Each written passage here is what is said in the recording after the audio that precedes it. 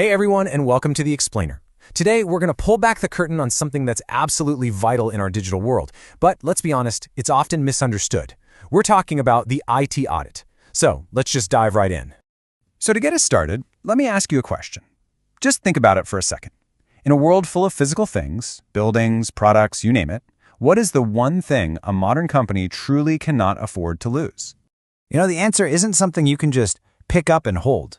It's the data that fuels every single decision. It's the reputation they've spent years, maybe decades, building with their customers. And it's the trust that holds that entire ecosystem together. That stuff, right there, that is the real money in today's economy. Which of course leads to the next big question. If these things are the crown jewels, who's guarding the vault? Who's checking the locks and making sure the fortress is actually secure? Well, that's exactly where the IT auditor comes into the picture. Okay, so to really get this, let's start by looking at the problems. Before you can find a cure for something, you first have to understand the symptoms, the warning signs that tell you something isn't right inside an organization. Now get this, the biggest sign of internal fraud isn't some super sophisticated hack. Nope, it's an employee who's suddenly living way beyond their means, driving a car they definitely can't afford. This chart shows that almost half of these cases have behavioral red flags like that. It's just a powerful reminder that some of your biggest risks, they're human, not technical. And listen, the threats are not just coming from the inside. A single data breach can trigger massive fines, sometimes in the hundreds of millions, thanks to laws like GDPR. But the real cost, the one that's almost impossible to recover from, it's that loss of trust. Once that's gone, getting it back is a serious uphill battle. So, you've got all these potential symptoms. What's the diagnosis? What's the treatment plan? This is exactly where the IT audit fits in. The best way to think of it is as a really comprehensive health check for your company's entire digital life. Now, I know what you might be thinking. An audit sounds kind of scary, right? Like you're being interrogated? But you got to forget that idea. A modern IT audit is actually a strategic tool. It's all about proactively figuring out where your weaknesses are, seeing threats before they hit, and then building a solid, concrete plan to get stronger. Okay, so how do you actually do this health check? You can't just wing it. You need a blueprint, a set of standards. And for a lot of folks, that's where frameworks like COBIT come in. It was created by the global IT association ISACA, and it's pretty much the gold standard for how to run a secure and healthy IT shop. It's the set of best practices auditors use as their measuring stick. And check this out. It's about so much more than just locking things down. A really good IT audit is looking at the whole picture. Is the IT department actually helping the business win? Is it efficient? Is it reliable when you need it? It's a way more holistic view than just poking around for security holes. So, if we're sticking with that health check analogy, what actually happens during the examination? What does it really look like when you're on the table, so to speak? It pretty much boils down to three main stages. First, you've got the annual risk assessment. Think of this like creating the patient's medical chart. You've got to understand the unique risks to plan the examination. Then comes the fieldwork, which is the actual examination.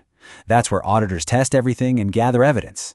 And finally, you have the reporting, where they deliver the diagnosis and write the prescription for how to get better. And this quote from the team at the University of Pittsburgh, it just nails it. The goal isn't to point fingers or get anyone in trouble. The whole point is to produce a report that serves as a roadmap for improvement. It's a constructive tool, plain and simple. And just like with your own health, there are kind of two ways to go about this. A scheduled audit is like your annual physical. It's a great snapshot in time. But a continuous audit, that's more like wearing a heart rate monitor during a marathon. It gives you real-time data so you can spot problems and adjust your strategy right away. This brings us to a really crucial point. This whole process, it isn't just some technical robotic exercise. Not at all. The mindset, the ethics, and the professionalism of the auditor, you can call it their bedside manner. That's every bit as important as their technical chops. In fact, industry expert Richard Chambers laid out what he calls the deadly sins an auditor has to avoid. Things you just cannot do, like having a personal agenda, breaking confidentiality, or acting like the company's rules don't apply to you. Any one of these can completely destroy the trust that the whole audit process is built on. So what's the antidote to all those sins? Well, it comes down to this core principle called professional skepticism. Now, this doesn't mean being cynical or distrusting everyone. It just means you have a questioning mind. You critically look at the evidence, and you don't just take things at face value.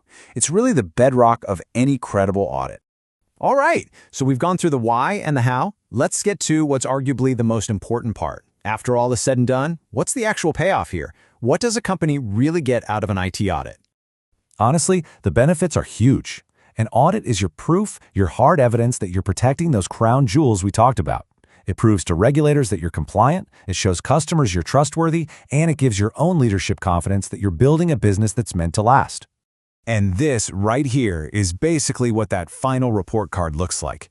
The audit digs into these super critical areas, like who has access to what, how well your data is protected, and how ready you are to respond if something bad happens. It gives you a clear, actionable grade on your organization's digital health. So I'll leave you with this one last thought. Every single serious organization gets a financial audit, right? It's a standard checkup on its financial health. Well, in an age where data, reputation, and trust are literally your most valuable assets, isn't it about time we treated our digital health with that same level of critical importance?